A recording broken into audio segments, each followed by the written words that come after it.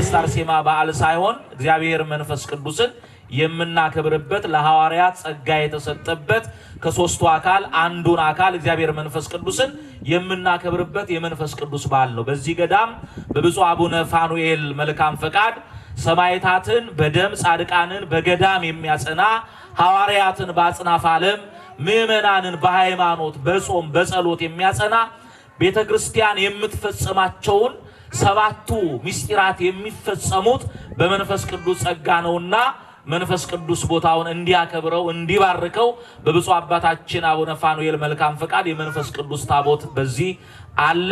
ስለዚህ በየዓመቱ ለጰራቅሊጦስ የምናከብረው የመንፈስ ቅዱስን በዓል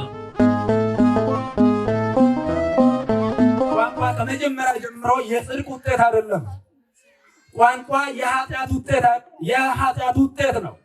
የእብሪትና የትምክህት ውጤት ነው። ራስን ከእግዚአብሔር ጋር የማወዳደርና የማነጻጸር ውጤት ነው። ቋንቋ አቅምን ያለማወቅ ውጤት እንጂ የጽድቅና የገድል ውጤት አልነበረም። ስለዚህ መላው ዓለም ሳይግባባ በተለያዩ ነገሮች ተለያይቶ ቋንቋ ሰው ለያይቶ ነበረ፣ ከፋፍሎ ነበረ። እኛም ዛሬ የለያየን የከፋፈለን ቋንቋ እንጂ ሌላ ነገር አይደለም። እኛ ሰዎች ዛሬ ቋንቋቸውን ያመልካሉ። አንዳንዶቹ በተለይም በእኛው ሀገር አብዛኞቹ የኔ ማንነት የሚሉት አንደበታቸውን የከፈቱበት መናገር የቻሉበትን ያንን ቋንቋ ከሰብአዊነት ጋር አወዳድረው የኔ ማንነት ቋንቋዬ ነው የሚሉ ሰዎች አሉ። የኛ የሰው ልጅ ማንነት ግን አስፍተን ካየነው የሰው ልጅ ማንነት ቋንቋ ሳይሆን ሰብአዊነት ነው፣ ሰው መሆኑ ነው። የሰው ልጅ ከአባት ዘር ከእናት ደም ተከፍሎ በ40 ቀኑ በማኅፀነ እም ከተጣለ በኋላ በ40 ቀን አካል ዘያክል ሰጥቷል።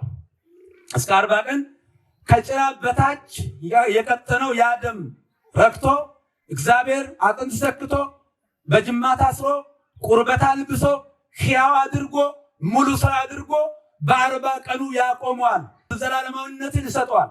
ስለዚህ የሰው ማንነት የሚባለው ያ ነው። የተወደዳችሁ የእግዚአብሔር ቤተሰቦች ቋንቋ ከማናችንም በታች ነው። እኛ ከቋንቋ በላይ ነን። ሰብአዊነት ዝርያ የለውም። ሰብአዊነት ከውቅያኖስ ከአድማስ ባሻገርም ሊኖር የሚችል ነው። ቋንቋ፣ ሃይማኖት፣ ቀለሞች እነዚህ ሰዎችን ከሰዎች ጋር የማያኖሩ የሚያራርቁ አንዱን በሌላው ላይ ጠላት አድርገው የሚያሳዩ ናቸው። ነገር ግን ሰብአዊነት የሚባለው አምሳለ እግዚአብሔር ግብረ እግዚአብሔር ይህን ስለሆነ አብዛኛው በዛ ሰዓት በተለያዩ ቋንቋ ቢከፋፈሉም ቢለያዩም እንኳን እግዚአብሔር መንፈስ ቅዱስ ያ በዛ ሰዓት እግዚአብሔር ራሱ የከፋፈለውን ቋንቋ አንድ አድርጎ ለሐዋርያት በተለያየ ቋንቋ እንዲያስተምሩ ቋንቋውን ገልጦላቸው በዓለም ላይ የነበረ ሁሉ ቋንቋ ተገልጦላቸው በ72 ቋንቋ ዓለምን ዞረው ወንጌልን አስተምረዋል። ስለዚህ የተወደዳችሁ የእግዚአብሔር ቤተሰቦች ዛሬም የኛ ትልቁ በሽታችን ቋንቋ ነው። እንደምታወቀው የሰው ልጅ ብዙ አይደለም። የሰው ልጅ አበበና ከበደ ሊወዳደሩ የሚችሉ አይደሉም። ሔዋንና አዳምም ካለ ውድድር የሚቀርቡ አይደሉም። ሔዋን ከአዳም የወጣች የተገኘች በመሆኗ ስለዚህ እግዚአብሔር መላእክትን ሲፈጥር በብዛት በነጠላ በተለያየ ብዛት ዓለም ከተፈጠረ ጀምሮ እስካሁን ድረስ በምድር ላይ የወረደው የዝናብ ነጠብጣብ የቅዱሳን መላእክትን ነገድ ስፍር ብዛት ሊያክሉ ስላልቻሉ በወደቀው ዲያብሎስ ባስኮበለለውና ባስከዳው አንዱ ነገደ መላእክት የእግዚአብሔር ቅዱሳን የእግዚአብሔር መንግስት ሊወርሱ የሚገባቸው ግንባራቸውን በበጉ ደም የታተሙ ያንን ቁጥር ስላላከሉ ዓለም እንደምትዘገይ የቤተ ክርስቲያናችን ሊቃውንት ይናገራሉ። ስለዚህ ሰው ለውድድር አይቀርብም ያልኩት ሰው እግዚአብሔር ሰውን በመልካችን በምሳሌያችን እንፍጠር ብሎ ሲል ራሱን አስመስሎ አካል ያክል ሰጥቶ የራሱን ሰውነት ሰጥቶ መፍጠሩ ብቻ ሳይሆን በአካል ብዙ የሆነ ነገር ግን ወደር የማይገኝለት አቻ የማይገኝለት እግዚአብሔር በቅዱሳን እጆቹ አበጃጅቶ አሳምሮ አንድ አድርጎ የሰራው በመሆኑ የሰውን ልጅ በክብር የሚወዳደረው የሚተካከለው የለም። እስቲ እግዚአብሔርን እናመስግነው። በእውነት ሁላችን እነ ሚካኤል እነ ገብርኤል እነ ሱራፌል እነ ኪሩቤል የማይወዳደሩት የማይተካከሉት ለዚህ የሰው ልጅ ታላቅ ዓላማ ጌታችን አምላካችን መድኃኒታችን ኢየሱስ ክርስቶስ በዛሬው ዕለት የሐዋርያትን ልብ አብርቶ በሕያው መንፈስ ቅዱስ ምስጢር ገላጭነት ዓለምን ዞረው ወንጌልን አስተምረዋል። የተወደዳችሁ የእግዚአብሔር ቤተሰቦች በዛ ሰዓት በመካከለኛ ምስራቅ በኢየሩሳሌም የጌታን ወንጌል የጌታን ትንሣኤ እንዳይሰብኩ፣ እንዳይመሰክሩ፣ እንዳይናገሩ በተለያየ ሁኔታ ሲከለከሉ የነበሩ ሐዋርያት ከአራዊት ጋር እየተጋፈጡ ከአናብስት ጋር እየተጋፈጡ አንበሳው ሳያስፈራቸው እሳቱ ሳያስፈራቸው የጌታችን የአምላካችን የኢየሱስ ክርስቶስን ትንሣኤ በመላው ዓለም አብስሯል። በነገራችን ላይ የክርስቶስን ሞትና ትንሣኤ ከሰውም በላይ ከሐዋርያትም በላይ የሰበከው ያስተማረው በመላውን ዓለም ያጥለቀለቀው የጌታችን የአምላካችን የኢየሱስ ክርስቶስ ሞት ነው። እሱ ሞቶ ሕያዋን አደረገን። እሱ ተዋርዶ አከበረን። እሱ ወድቆ አስነሳን። እሱ ተቀብሮ እኛን ለዘላለሙ ሕያዋን አደረገን። ተንሳ ዋንሳ ኩሎ ሙታን። አዎ ከመቃብሩ አጠገብ ከ500 የማያንሱ ሙታን ሲነሱ የጌታችን የአምላካችን የኢየሱስ ክርስቶስ ሕያውነት፣ ዘላለማዊነት፣ አዳኝነት እየታየ ፀሐይ ጨልማ ከዋክብት ረግፈው ጨረቃ ደም ሆና መላውን ዓለም በአንድ ጊዜ በመካከለኛ ምስራቅ ተወስኖ የነበረውን እኔ የመጣሁት ለእስራኤላውያን ብቻ አይደለም ለአሕዛብም ለሁሉም ነው ሲል ጌታችን አምላካችን በጨለማ ሳይቀር ወንጌል ሰብኳል። ጌታችንን ከሞት እንዳይነሳ በመቃብሩ ላይ ድንጋይ ማስቀመጣቸው ብቻ ሳይሆን መቃብር ጠባቂ ሆዳደሮችን በመግዛት ጌታን እንዳይነሳ ለመከልከል ቢሞክሩም እንኳን እነዛ መቃብር ጠባቂዎች ፍንግል ብለው ወደቁ እንጂ የነሱ እዛ በገንዘብና በሆድ መገዛት የጌታችን የአምላካችን የኢየሱስ ክርስቶስን ትንሣኤ ሊከለክሉ አልቻሉ። አሁንም ሀገራችን ኢትዮጵያ እንደ ጌታ መቃብር ነች። የጌታን መቃብር ጠባቂዎች ብቻ አልነበሩም የሚጠብቁት። ወሬት ማርያም ክልኤተ መላእክተ በጻድው አልባስ አሐዱ ትራሰ ወአሐዱ ትርጋጸ ሀበ ነበረ ሥጋው ለእግዚእ ለኢየሱስ ክርስቶስ ዮሐንስ 20 ቁጥር 12 ላይ ጌታችን ኢየሱስ ክርስቶስ ተኝቶበት የነበረውን መቃብር ቅዱሳን መላእክት ነጫጭ ልብስ በመልበስ አንዱ በራስጌ አንዱ በግርጌ ሆኖ ይጠብቅ ነበር ይላል። የጌታን መቃብር የንጉሠ ነገሥት ዙፋን ስለሆነ ዛሬ ሥጋ ወደሙ የሚቀበሉ የጌታ መቃብር ናቸው።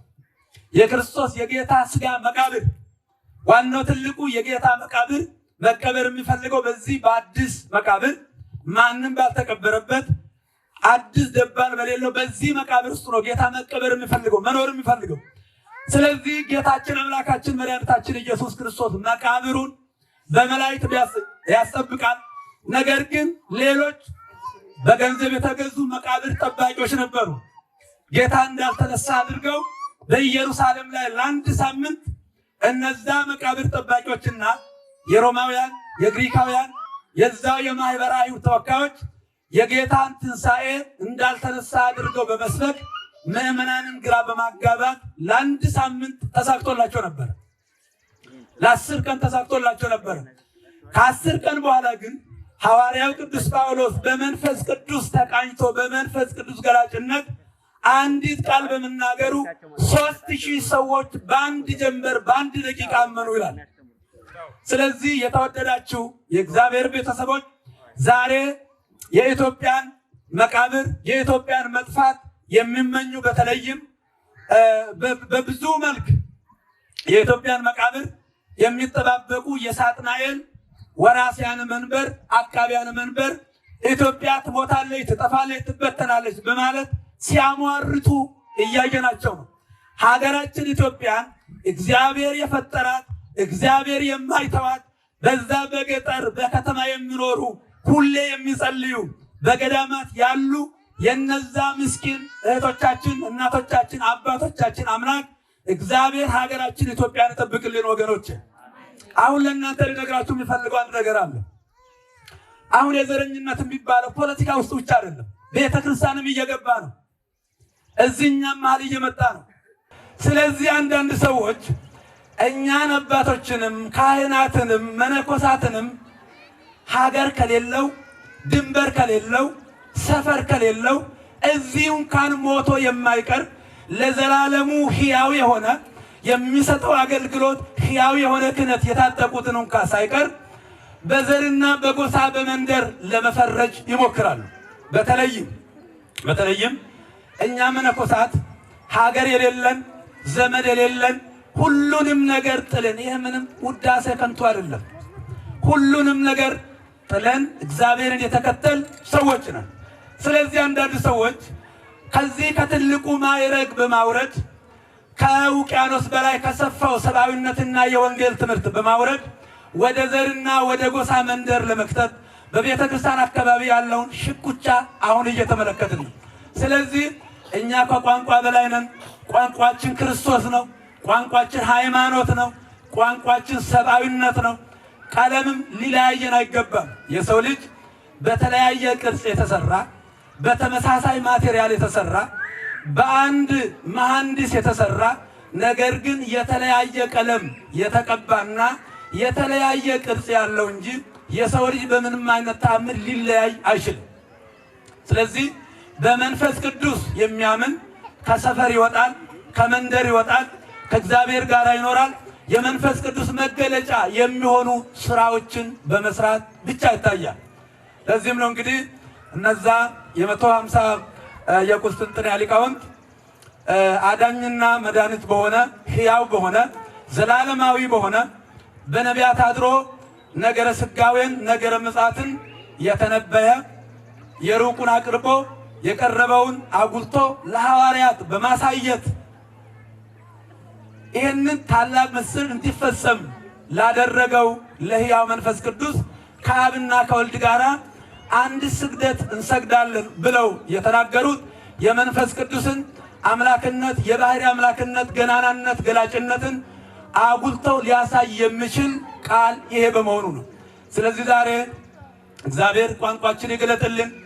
እኛ ቋንቋ ችግራችን አይደለንም።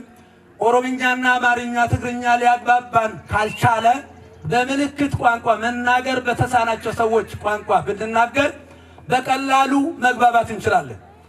የትኛውም ቋንቋ ከየትኛውም ቋንቋ ሊበልጥና ሊያንስ አይችልም። ቋንቋ ሁሉ ቃሪያና ሽንኩርት መግቢያ ነው። ተውት ሌላው ይህ መጸለያ ነው። ዝምርበታለሁ። ዝም ብለህ ጸልይ ይሰማል እግዚአብሔር። የቋንቋ ችግር የለበትም እግዚአብሔር። ስለዚህ ይህንን በዓል ስናከብር ሀገራችን ኢትዮጵያን እግዚአብሔር ትንሣኤዋን እንዲያፈጥንልን ትናንትና ሐዋርያትን ያበረታ ሕያው መንፈስ ቅዱስ አገልጋዮቿን፣ ሕዝቦቿን፣ ምዕመኖቿን በአንድነት በሰብአዊነት አቁሞ በእውነቱ መቃብር ጠባቂዎች፣ የኢትዮጵያ ውድቀት ጠባቂዎች ከሟርት ያለፈ አንዳች ፋይዳ የሌለው ሟርታቸው፣ ተንኮላቸው በእኛ ላይ ምንም ነገር ሊያመጣ ስለማይችል ሁላችንም ሰው እንሁን። አሁን መሆን የሚያስፈልገው ይሄ ነው። ሰው እንሁን ሁላችንም። ሰው የሚባለው በጣም ሰው በጣም እጅግ በጣም ከባድ ፍጥረት ነው የሰው ልጅ። ሰው ከመሆን በላይ ምንም ነገር የለም። መንፈስ ቅዱስም የመጣው ሰዎች እንደሆኑ ነው። ክርስቶስ ወደዚህ ምድር የመጣው መልአክ አልሆነም፣ ሌላ አልሆነም፣ ሰው ሆኖ ነው የተገለጠውና ስለዚህ ዛሬ እኛ ኢትዮጵያውያን ከሰሜን እስከ ደቡብ ከምዕራብ እስከ ምስራቅ አንድ ሆነን መቆም የዘር ጉዳይ፣ የጎሳ ጉዳይ፣ የቋንቋ ጉዳይ እነዚህ የኢትዮጵያን መበልጸግ የማይፈልጉ ኢትዮጵያ በድህነቷ እየተሰቃየች እየተንከራተተች እየተበታተነች እንድትኖር የሚሹ ሰዎች ናቸው እንጂ እኛ ሰብአዊነት የሚሰማን የሀገራችን ጉዳይ ከምንም በላይ የሚቆረቁረን የሕዝባችን ሕመም የሚገባን ጻድቅ ለእንስሳ ነፍስ ይራራል ተብሎ እንደተጻፈ ሁሉ አይደለም የአንድ ሰው ነፍስ ቅርና የእንስሳ ነፍስ እንኳን ያለ አግባብ እንዳይጠፋ እንዳይሞት የሚያውጅ የሚያስተምር መጽሐፍ ቅዱስን የምናምን የምንመሰክር ሰዎች ነንና ከምንም በላይ ከሐዋርያት ጋር የነበረ እግዚአብሔር መንፈስ ቅዱስ ከአባቶቻችን ጋር የነበረ እግዚአብሔር መንፈስ ቅዱስ ስራችንን ባርኮ አገልግሎታችንን ባርኮ የሀገራችን የኢትዮጵያን ጉዳይ በተሳካ ሁኔታ አከናውኖ ትንሣኤዋን ለማየት እንድንበቃ ቅዱስ ፈቃዱ ይሁንልን።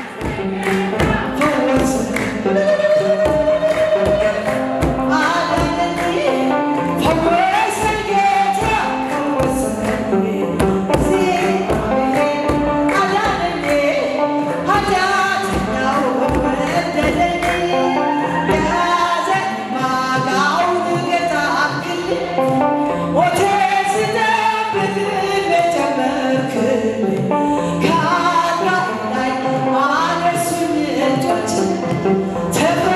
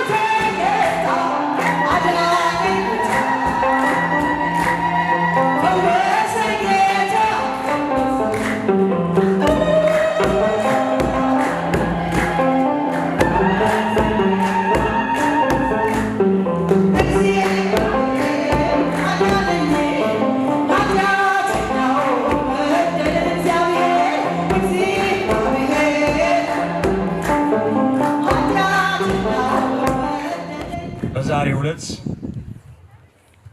በዚህ የተሰበሰባችሁ አዛውንት አባቶች፣ እናቶች፣ እህቶች፣ ወንድሞች በማደግ ላይ ያላችሁ ሕፃናት ጭምር በወደደን ባፈቀረን በደሙ ፈሳሽነት ከኃጢአታችን ባጠበን በጌታችን በመድኃኒታችን በኢየሱስ ክርስቶስ ሰላም እንደምን አላችሁ? ዛሬ መንፈስ ቅዱስ ለሐዋርያት የተሰጠበት ዕለት ነው። የዛሬው ዕለት በቤተ ክርስቲያን ቋንቋ የቤተ ክርስቲያን ልደቷ ተብሎ ይጠራል። ዛሬ ቤተ ክርስቲያን ልደቷ ነው። በአንድ ስብከት 3000 ነፍሳት የተማረኩበት ዕለት፣ ወደ ክርስቶስ ኅብረት የተሰበሰቡበት ዕለት ነው። ለቤተ ክርስቲያናችን ከዚህ የበለጠ ትልቅ በዓል የለም። ዛሬ የመንፈስ ቅዱስን ዕለት የመንፈስ ቅዱስ ታቦት የክብሩ መገለጫ ባለበት ሁላችንም ተሰብስበናል። 120 ቤተሰብ እንዲህ በተሰበሰቡበት ሰዓት ነበረ ከንጋቱ 3 ሰዓት ላይ መንፈስ ቅዱስ የወረደላቸው። ጌታ ወደ ሰማይ ሲያርግ 4 ነገሮችን ነበረ በእርገት ውስጥ ያስተማረ። ከአራቱ ነገሮች መካከል ይሄኛው ነው። አጽናኝ የሆነውን ተስፋ ልክላችኋለሁ ነው። ዛሬ ተስፋ የሆነንን አጽናኝ የሆነንን መንፈስ ቅዱስን የተቀበሉበት አባቶቻችን ሐዋርያትና 120 ቤተሰብ መንፈስ ቅዱስን የተቀበሉበት ዕለት ለቤተ ክርስቲያን ልደቷ ተብሎ ይጠራል። እግዚአብሔር ይህችን ቤተ ክርስቲያን ሰጥቶ በእርሷ ተሰብስበን በመንፈስ ቅዱስ እንድንገለገል ስላደረገ ምስጋና እናቀርባለን ለእግዚአብሔር።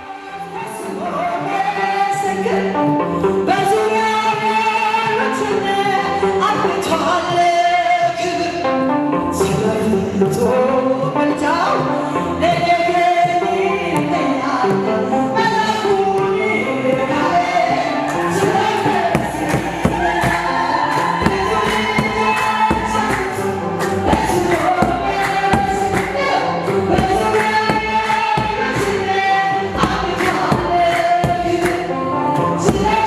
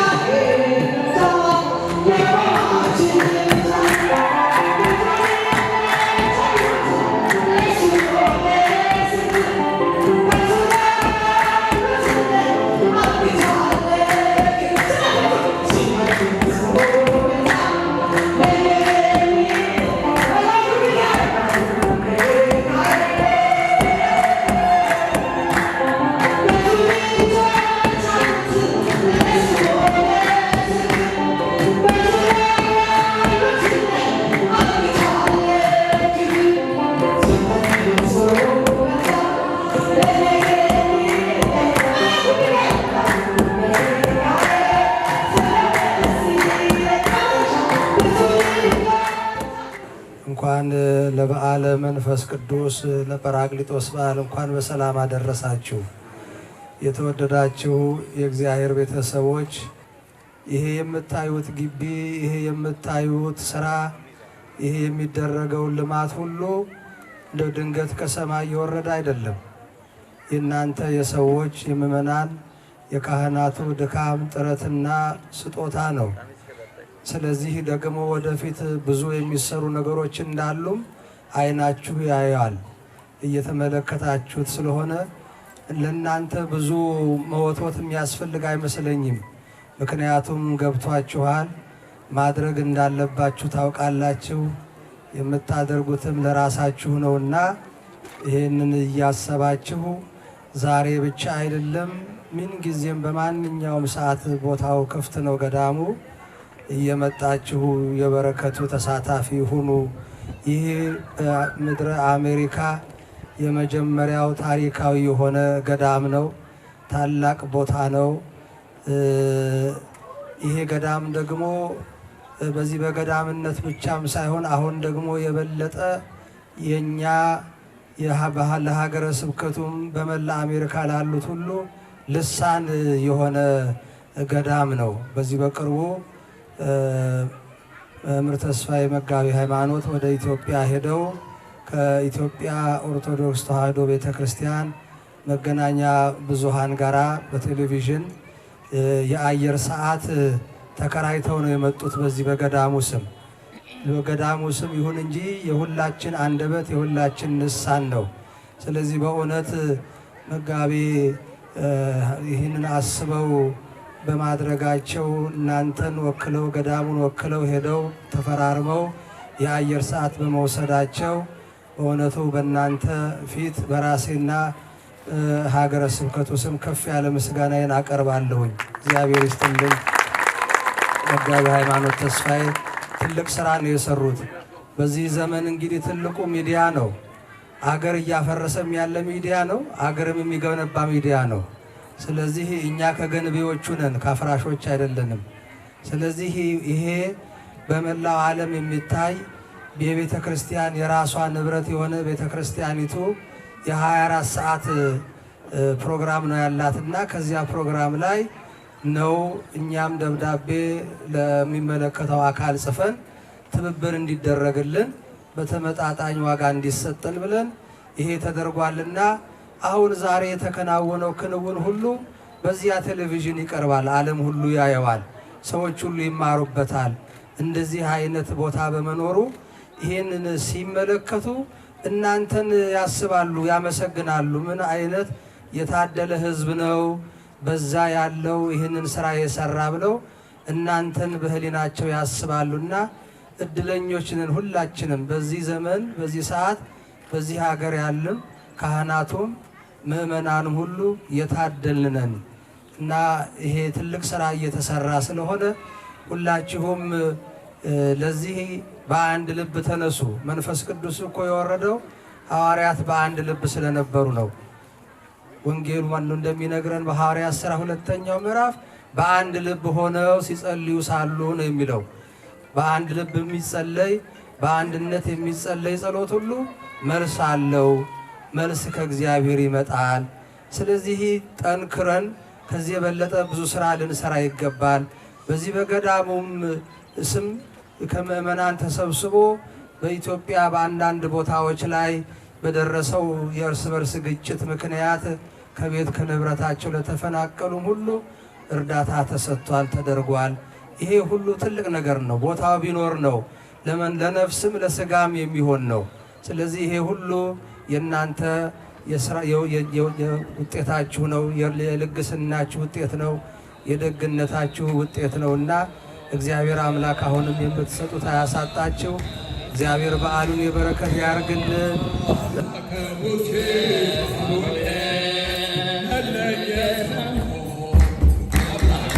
Yeah.